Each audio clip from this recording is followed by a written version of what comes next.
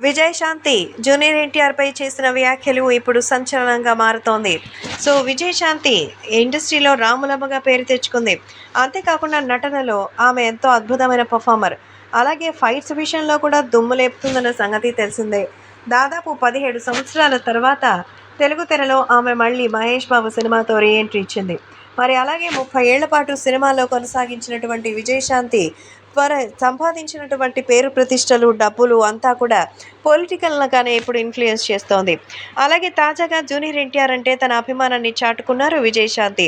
ఎన్టీఆర్ నిజంగా నా బిడ్డతో సమానం అంటూ చెప్తున్నారు విజయశాంతి. ఎందుకంటే ఎన్టీఆర్ నందమూరి వారసుడు. అలాగే నందమూరి వారసుల్లో బాలయ్య బాబుతో తనకెంతో మంచి అనుబంధం ఉంది. ఒకానొక టైంలో వాళ్ళిద్దరి మధ్య చాలా రసవత్తరమైనటువంటి పెళ్లి జరగబోతోందని వార్తలు కూడా వినిపించాయి. ఆ తర్వాత ఆమె ఒక ప్రొడ్యూసర్‌ని పెళ్లి చేసుకోవడం, బాలయ్య బాబు వసుంధరాదేవి గారిని పెళ్లి చేసుకోవడం జరిగిపోయింది.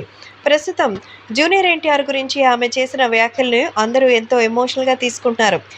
ఆమెకు పిల్లలు లేరు. ఆమెనే స్వతహాగా పిల్లలు వద్దనుకున్నారు. ఎందుకంటే ప్రజాసేవ చేయాలి అని అనుకున్నప్పుడు పిల్లలు పుడితే స్వార్థం పెరుగుతుందని.